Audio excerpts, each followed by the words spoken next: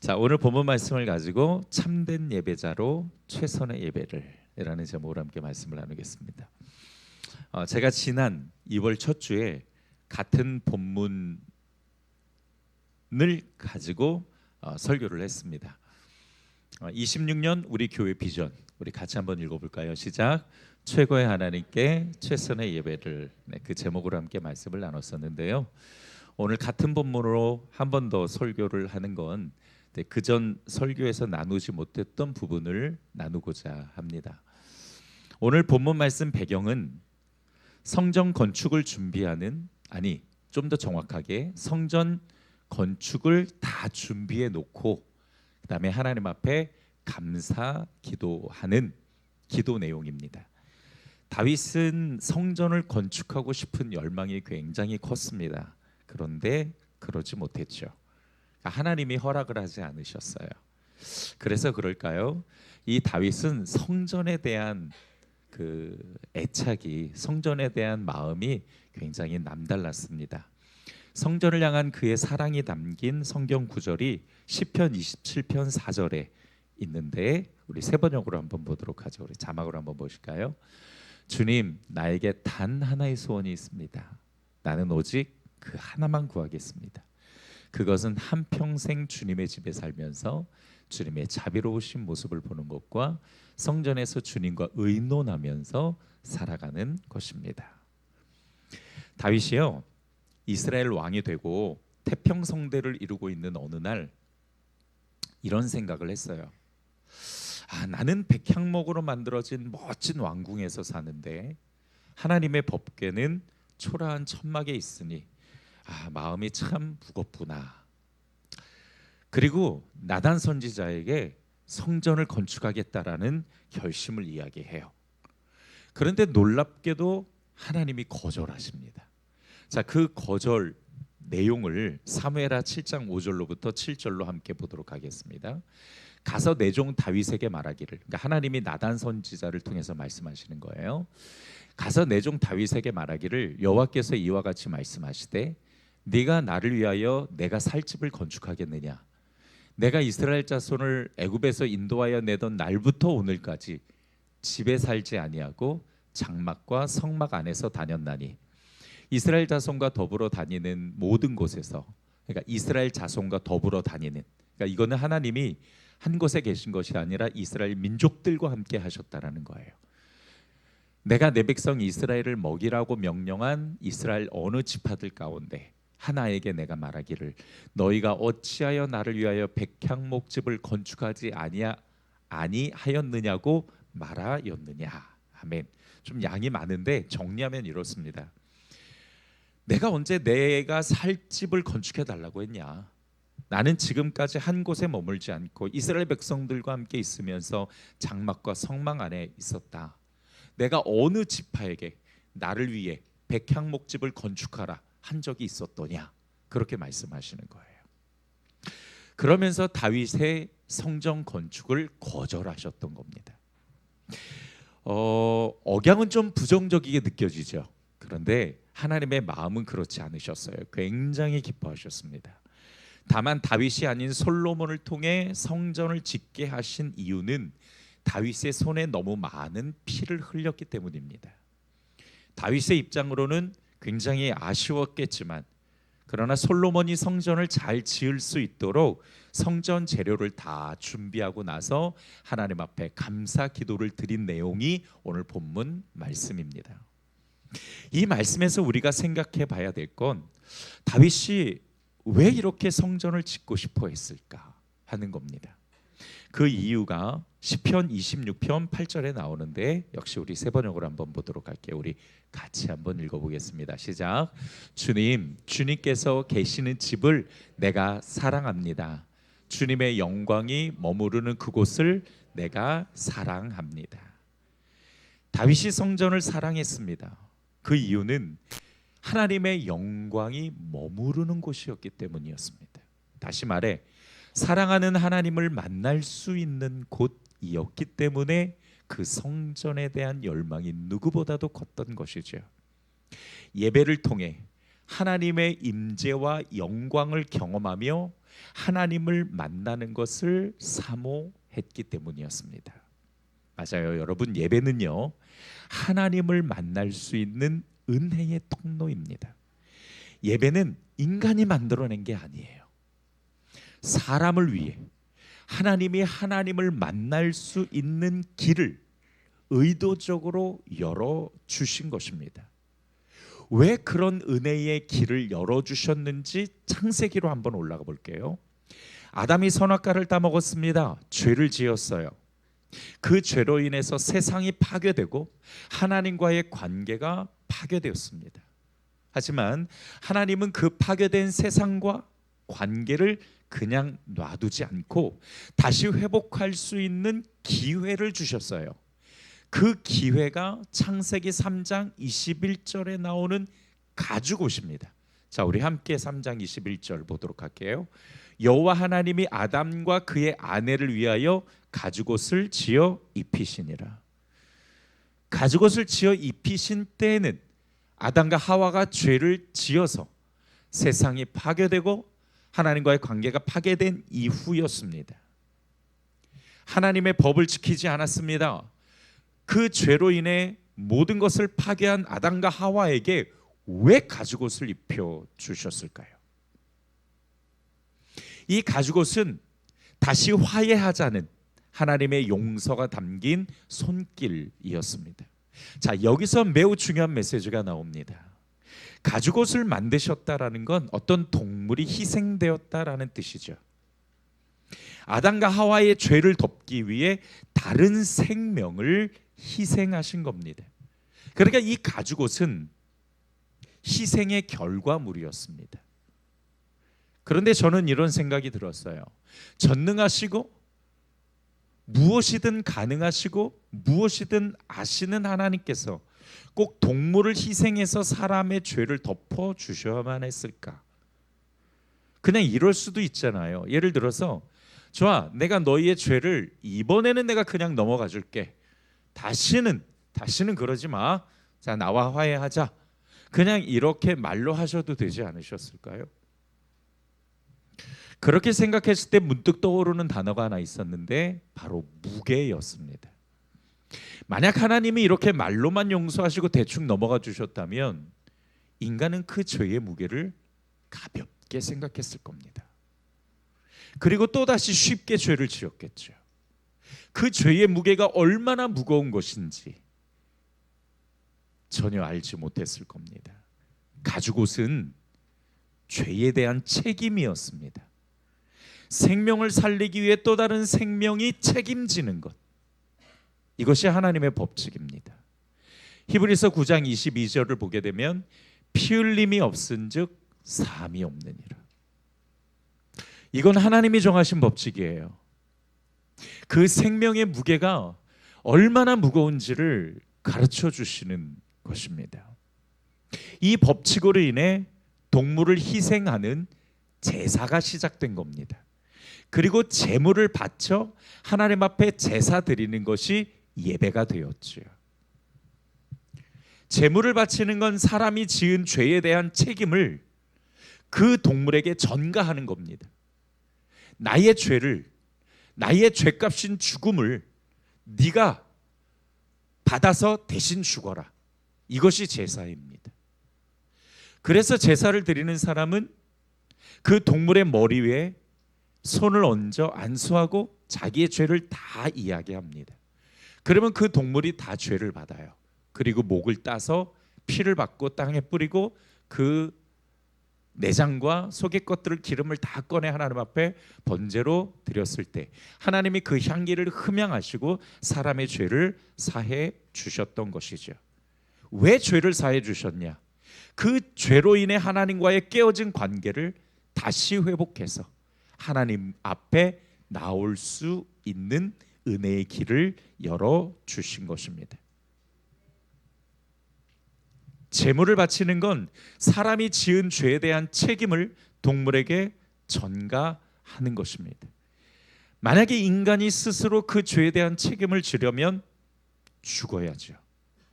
그러나 죽으면은 그 다음에는 기회가 없습니다. 그러니까 하나님께서 그 제물을 받으시고 사람의 죄를 사해 주신 것입니다. 그렇게 문제를 해결받은 사람은 다시 하나님과 화해할 수 있는 기회를, 그 길을 얻은 것이죠. 이것이 예배의 시작이고 예배에 담긴 본질이며 은혜의 메시지입니다. 왜 다윗이 성전을 짓고 싶어 했을까? 성전은 하나님을 만날 수 있는 곳이기 때문에, 죄로 인해 깨어진 관계를 회복하고 하나님의 임재와 은혜를 경험하는 유일한 길이기 때문이었습니다. 여러분, 그래서 예배가 제일 중요합니다. 오늘 본문 말씀은 다윗의 평생 소원인 성전 건축 재료를 준비한 후에 하나님께 드린 기도의 내용인데요. 여러분, 이 기도는요, 단순한 기도가 아닙니다. 찬양과 고백이 담긴 예배 그 자체라고 볼 수 있습니다.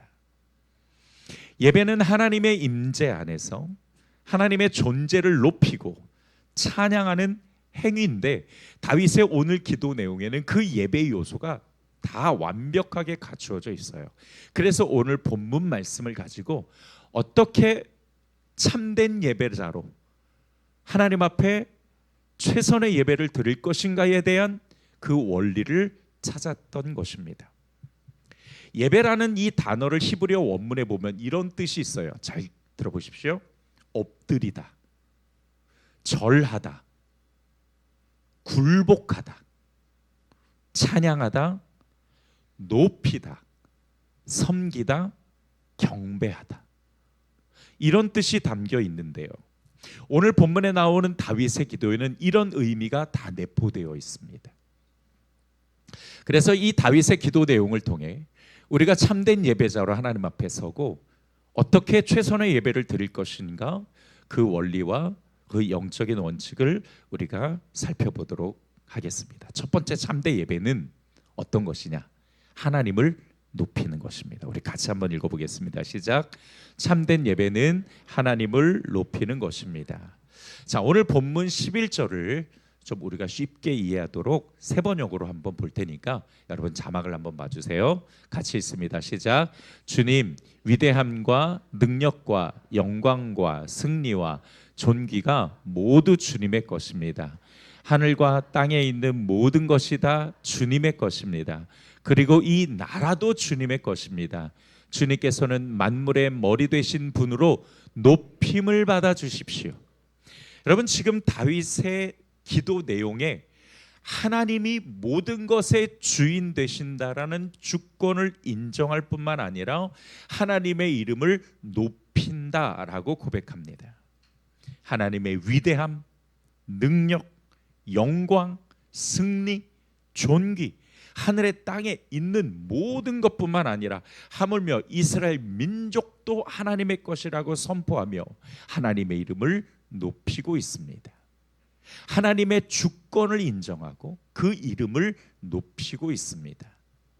여러분, 예배의 본질은 이렇게 하나님의 존재를 인정하고 그 앞에 무릎 꿇는 것입니다. 앞서 예배라는 그 단어의 뜻에 경배하다 혹은 엎드리다, 절하다, 무릎 꿇다, 이런 뜻이 있다고 말씀을 드렸죠. 예배라는 단어가 영어로 월십입니다. 이 월십이라는 단어는 월스라는 가치와 그리고 쉽이라는 신분의 합성어입니다. 그러니까 내가 나의 신분, 이 사람이라는 신분으로 하나님 앞에 무릎 꿇고 하나님의 그 절대적 가치를 인정해서 영광을 올려드리는 것이 예배입니다. 여러분, 우리는 지금 이렇게 편안하게 앉아서 하나님 앞에 예배하지만, 그러나 우리의 마음과 우리의 삶 모든 것을 우리가 하나님 앞에 겸손하게 무릎 꿇는 마음으로 하나님의 그 존재의 가치를 높이 올려드리고 있는 겁니다. 그래서 오늘 우리가 드리는 이 예배가 어떠한 의미를 담고 있는지, 또 그 의미를 가지고 내가 하나님을 어떻게 인정하고 그 가치를 올려드려야 되는지를 생각해 볼 수가 있습니다. 여러분, 하나님의 가치를 인정하고 우리가 그것을 높이 올리다 보면은요, 나는 어떻게 되냐? 낮아지게 됩니다.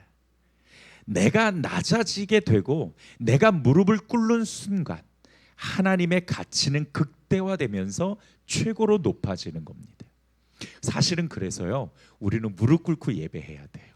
그런데 다 무릎 안 좋잖아요. 그죠? 이거 꿇고 나면은 그다음 일어나지를 못하니까.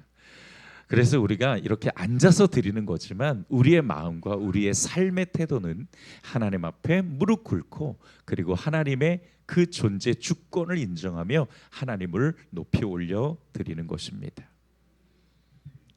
하나님을 하나님의 자리에 모시고 나를 나의 자리로 찾아가는 것, 나를 겸손하게 낮추고 하나님의 가치를 최고로 높이는 것, 그것이 참된 예배자가 드리는 최선의 예배입니다.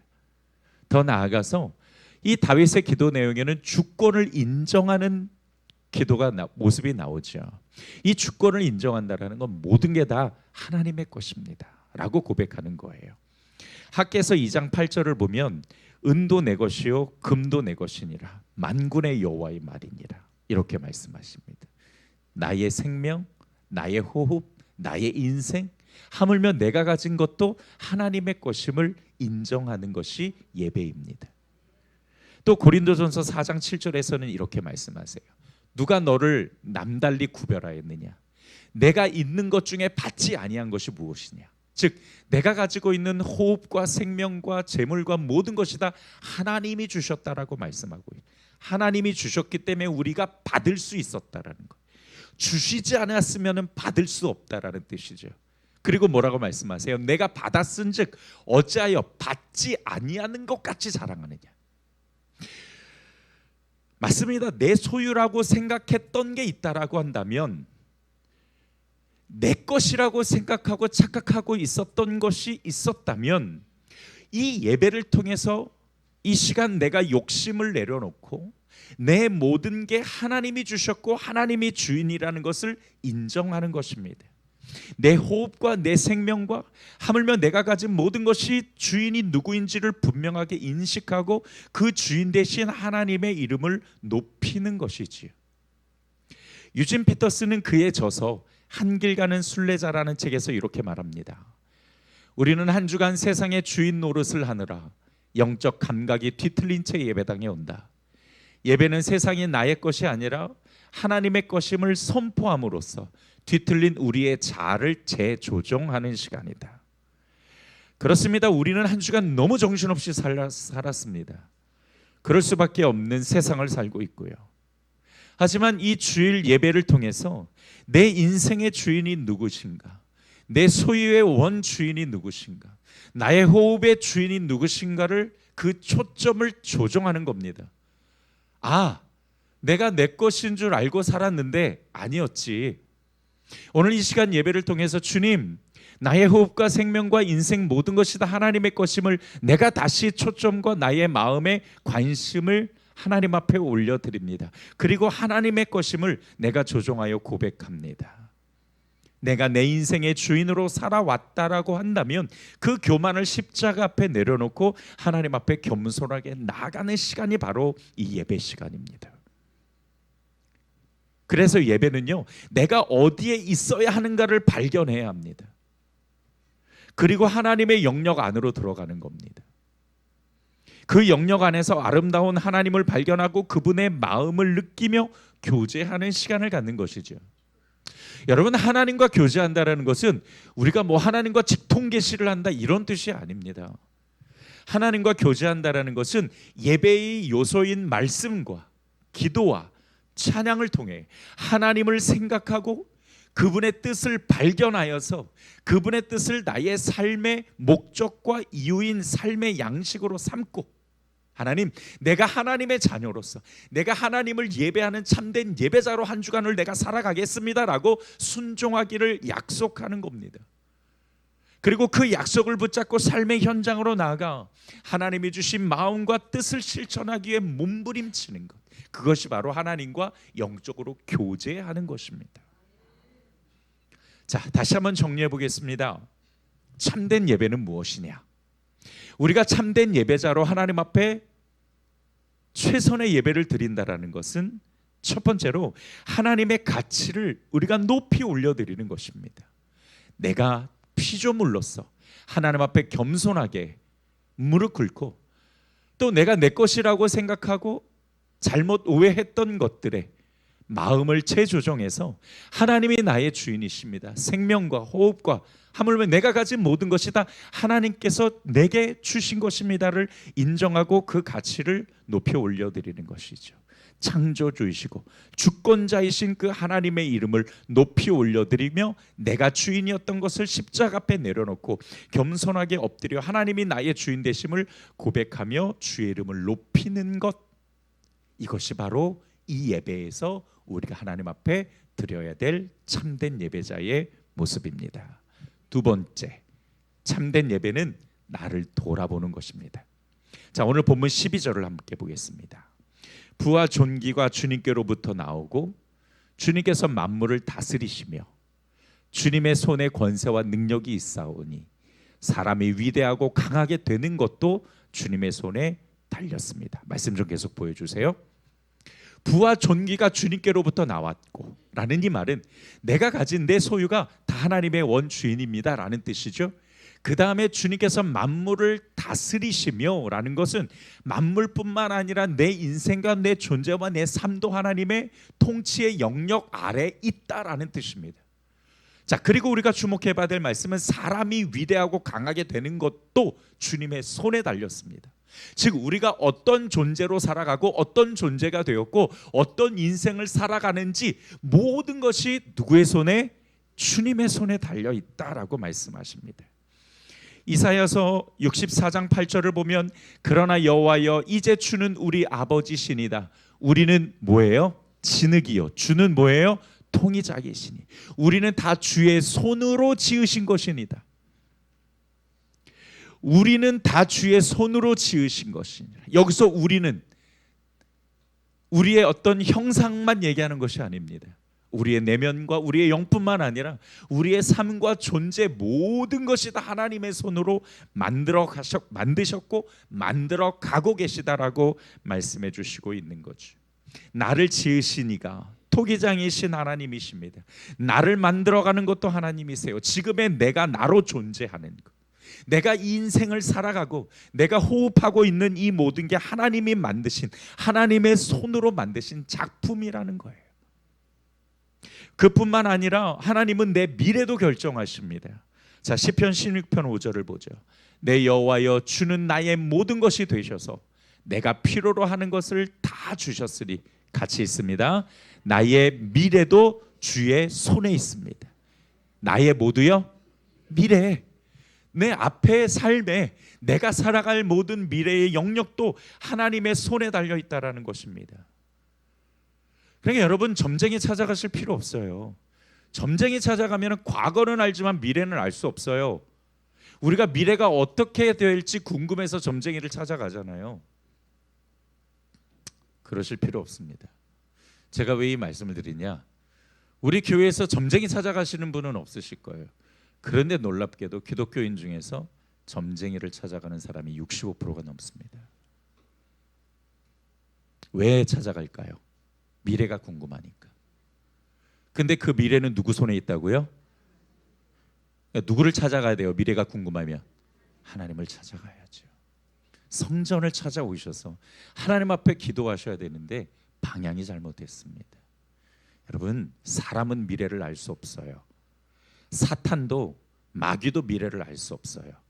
하나님만이 그 미래의 영역의 주관자이신데 다른 존재는 알 수가 없는 겁니다. 하나님께서는 지난 한 주간 내 존재를 빚으시고 내 인생을 만드시고 나의 미래의 영역을 하나님께서 결정하셨어요. 그래서 지금의 인생을 내가 살아가는 것입니다. 앞으로 살아갈 한 주간의 영역도 마찬가지예요. 그 영역도 하나님의 손이 만드시고 내 인생과 내 인격과 내 호흡과 내 삶도 하나님이 만드시는 것인 줄 믿으시기 바랍니다. 그러니까 여러분, 이 예배를 통해서 오늘 주시는 말씀을 통해서 내가 해야 될 것은 나의 삶을 돌아보는 거예요. 내 존재와 내 인생을 하나님이 어떻게 한 주간 만드셨나, 우리가 그것을 돌아보고 나의 행적을 돌아보는 겁니다. 하나님의 손길이 나를 어떻게 만들어 오셨나? 나는 그 손길에 잘 순종하고 따라갔는가? 하나님의 통치 아래 머물러 있었는가? 내 인생은 그렇게 하나님의 뜻을 향해 잘 가고 있는가를 돌아보는 시간이 바로 이 예배 시간입니다. 오늘 주시는 말씀을 통해 우리 자신을 돌아보고 그 주신 말씀을 거울 삼아서 나를 비춰보는 겁니다. 내가 점검하고 혹이 내가 잘못한 거 있으면 다시 회개, 즉 고치고, 그리고 하나님의 그 주권을 다시 재조정해서 나의 삶의 주인이신 하나님의 뜻을 쫓아 살아가는 삶으로 살겠습니다 라고 결단하고, 그 결단을 가지고 성령의 인도하심을 따라 한 주간 그 하나님의 뜻을 살기 위해 몸부림치는 것이죠. 여러분, 혹시 내 인생과 존재가 보잘것없다고 생각해 보신 적이 있습니까? 나는 지금껏 뭐 했나? 나는 왜 이렇게밖에 못 살지? 왜 내 형편은 이렇게 늘 어렵지? 왜 내 상황은 늘 이렇게 고난이 많지? 그런 생각에 사로잡혀 인생과 존재를 부정할 때가 혹시 있으셨습니까? 세상이 볼 때는 그럴 수도 있어요. 세상의 관점으로는 내가 참 보잘것없는 존재일 수도 있지만, 여러분, 하나님은 그렇게 보지 않으세요. 하나님이 나를 얼마나 사랑하셨습니까? 하나님의 독생자 아들 예수 그리스도를 대신 십자가에서 죽게 하면서까지 나를 사랑하신 줄 믿습니다.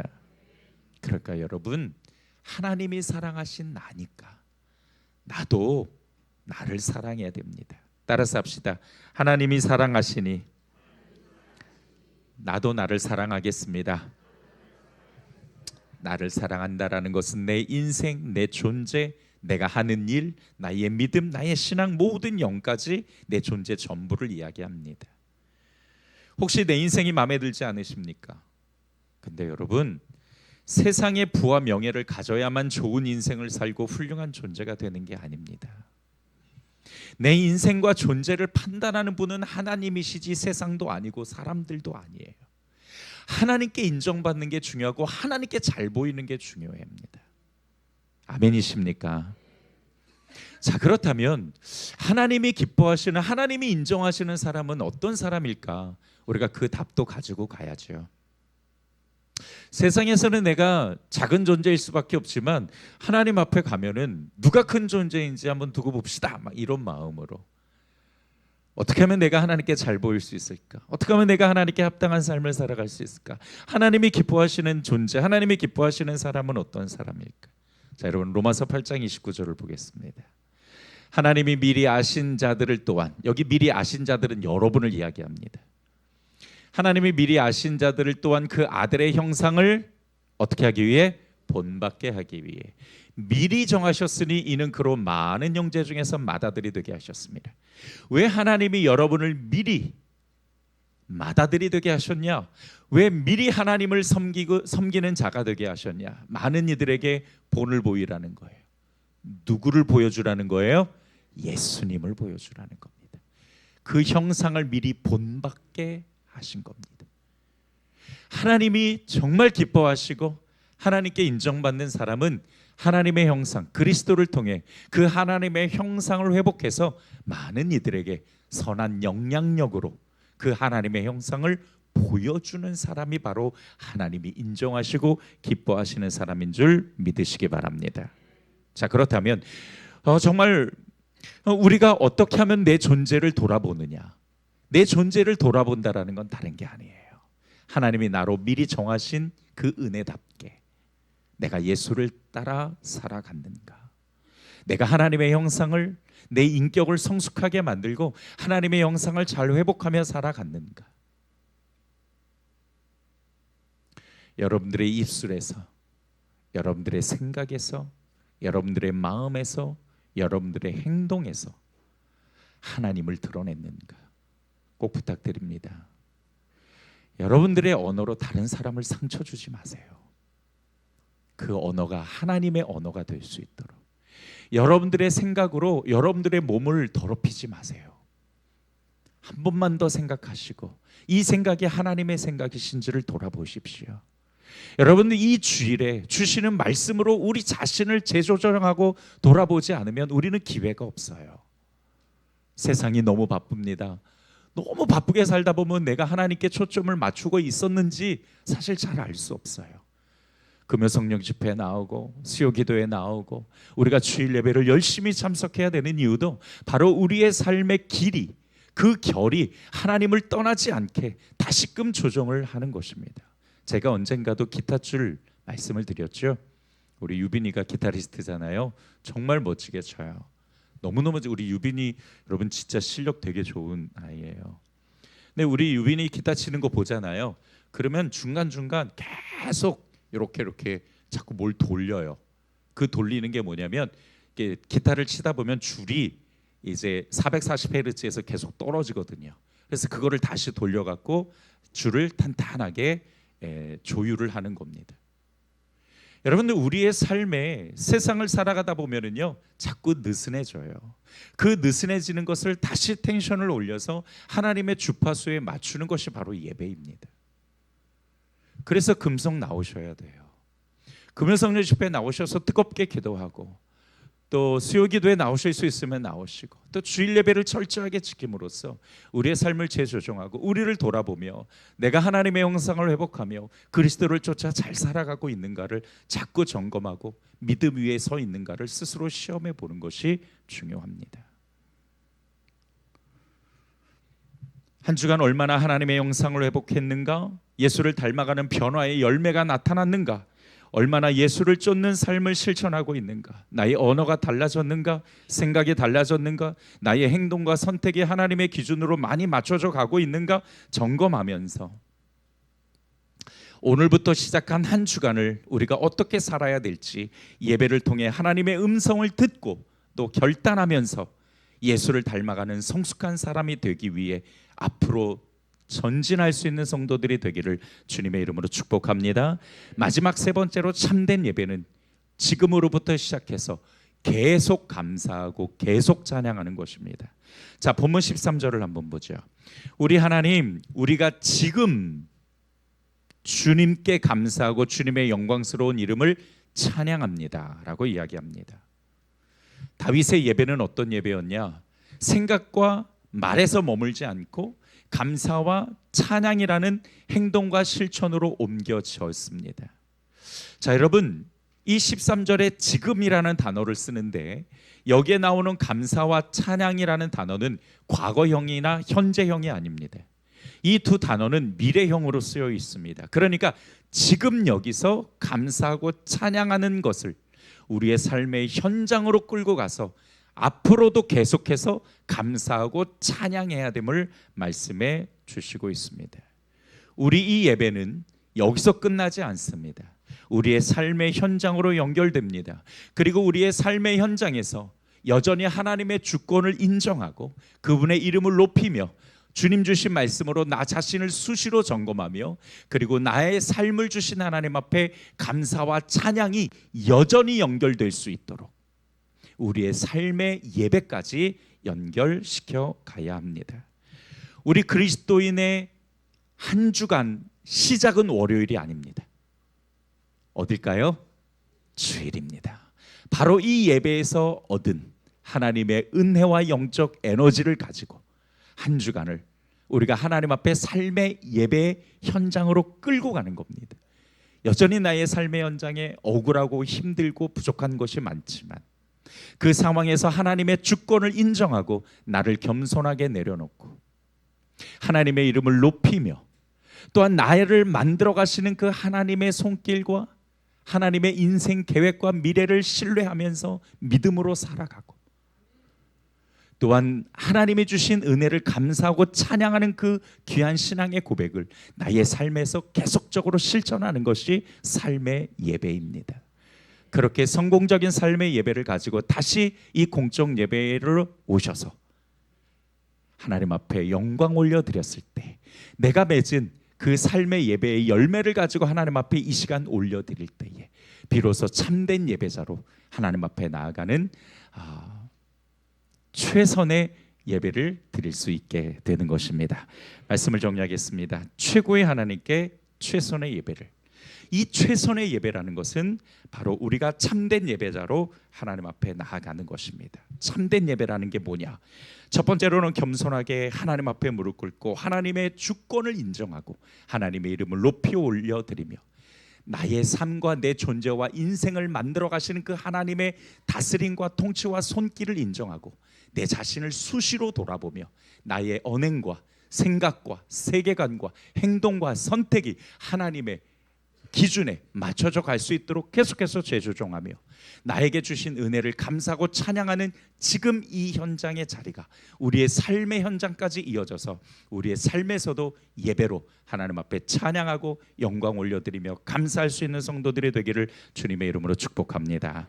아버지 하나님 감사합니다. 오늘 예배를 통해서 오늘 이 말씀을 통해서 최고의 하나님께 최선의 예배를 드리는 것이 어떤 것인지, 내가 참된 예배자로 하나님 앞에 서서 진정한 예배를 드리는 것이 무엇인지를 함께 보았습니다.